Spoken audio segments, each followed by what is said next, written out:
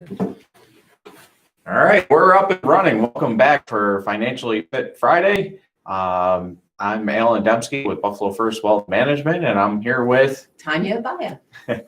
Well, we wanted to get back to our Facebook Live and our YouTube Live channels because we've been missing for 10, 11 months now since the pandemic hit. Our office has been open for about 6 months.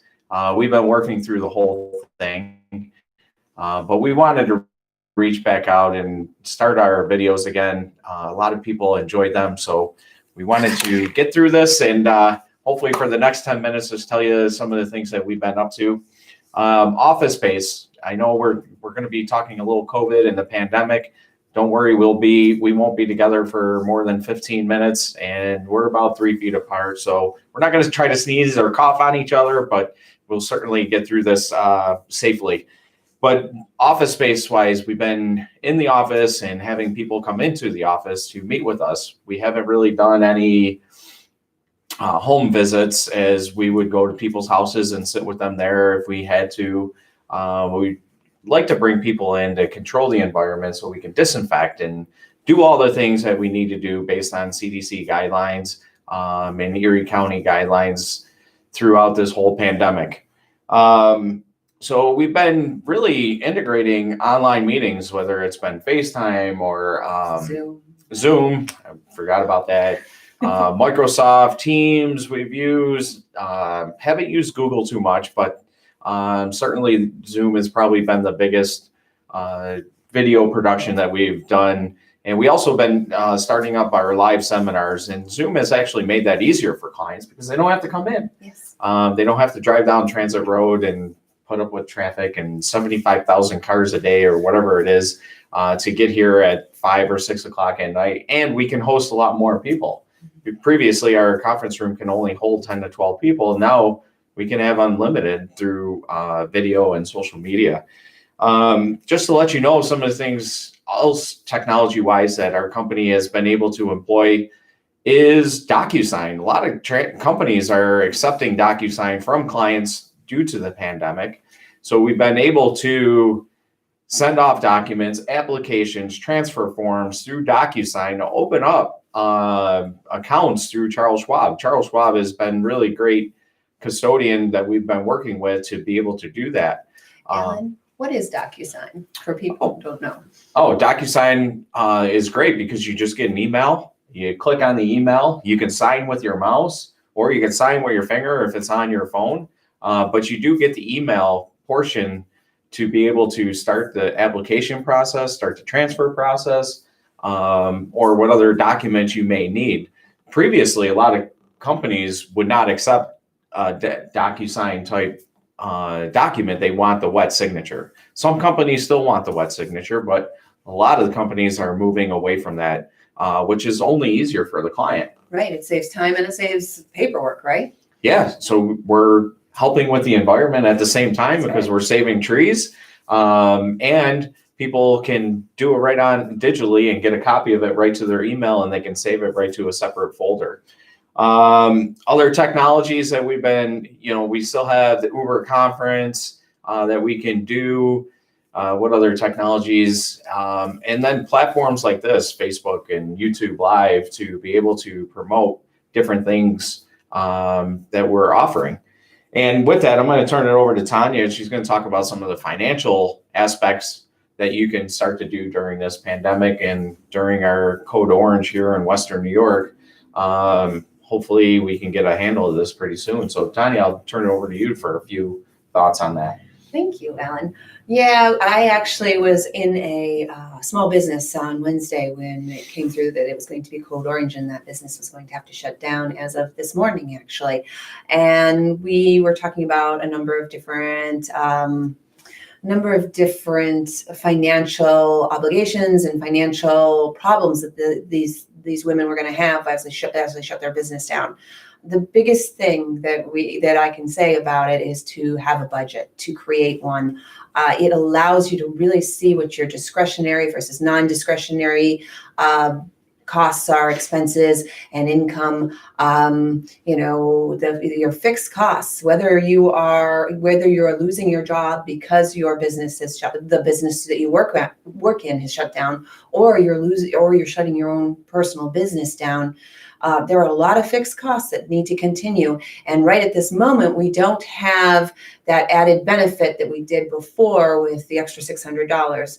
I do believe that something will come through, but right now, no matter what you do, as far as your finances go, the best thing you can do is set up a budget, because it allows you to really understand where your money is going. And knowledge is power, because then you can make really smart decisions as to where, if you are starting to be limited as far as that money, where it is. One of the things we want you to look for is insurance. Make sure you have the insurance that you need. And we're not talking a whole life or anything like that. We're talking tenants like your term insurance or business insurance. Make sure everything is up to date. And whether you're already being shut down or going into shutdown, you do these things, and it's not going to be easy, but it will allow you to make better decisions. The other thing we wanted to mention is we are going into Code Orange, and my son just lost his job because he's a bus boy at a restaurant.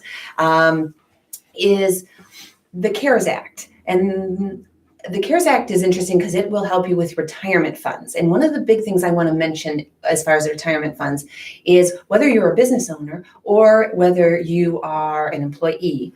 A lot of times you may have a previous 401k from a previous job or somewhere that you worked that you might have forgotten about. The CARES Act allows you it broadens the scope of why people can take money out of their retirement accounts. Okay. And with that being said, you have, they got rid of the 10%. If you've lost your job, they've gotten rid of the 10% penalty if you're under 59 and a half. They took away the 20% taxes. Now you still have to pay taxes, but before they would just pull out 20% because they didn't know how much taxes. You didn't have an option.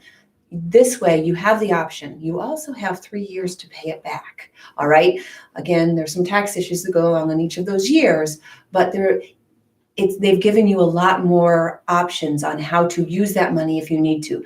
Definitely talk to a financial planner about it, somebody who really knows the information before going into it. However, the reason I mentioned is a lot of times people forget that they have an IRA somewhere, or they have a 401k that's been sitting in maybe a different company. These are things that this is money that you might be able to access just to get you through to the next stage. Yeah, we'd strongly caution using your retirement funds as a last resort. It is a last resort, but if that's the case, these are the CARES Act allows people to access them a little bit easier. But notice I did say returning it in 3 years, because you definitely want to keep that money in there if you can. Well, being in the investment side, I think we're always optimistic. So we're optimistic that the government will certainly help out our fellow small business owners and people that have lost their job. A lot of people have gone back to work, so that's a good thing. Mm-hmm. So with that, if you lost your job and you've gone back to work, certainly always be planning, I think, is the biggest thing as financial advisors that we can say, is always be planning. You never know, throughout the course of history, markets have gone down, they've gone up. And they've gone up more than they've gone down. They go down faster, but then they've always managed to go up. And there's been worldwide or world pandemics before, nothing to this extreme in over about 100 years, I think it is. But certainly always be planning. Again, I can't stress that enough, whether it's your, finance or insurances or estates, if new tax laws are passed, how's that going to affect you? I'll bring up a shameless plug for December 2nd. We're doing a seminar on the Secure Act and the CARES Act and some year-end tax planning. But you shouldn't wait till the end to do some of that planning. Yeah. And if there's any other topics that you want us to cover, but today was really just to reach out, say hi. We're still there for our clients. Yes. For anybody that needs help, we're still here for you during this time. Absolutely. Anything you want to add to our? You said it all. All right. We want you to come in and talk to us. You know, the more information you know, the better off you are. So, And we're under our 10 minutes or Yay. 15 minutes, so we will get our mask on and we will be socially distanced because I'm going to kick Tanya out of my office to go back to her own office. But thank you for joining us, and we will see you next time. thank you. Facebook's still on. Bye, guys. We just got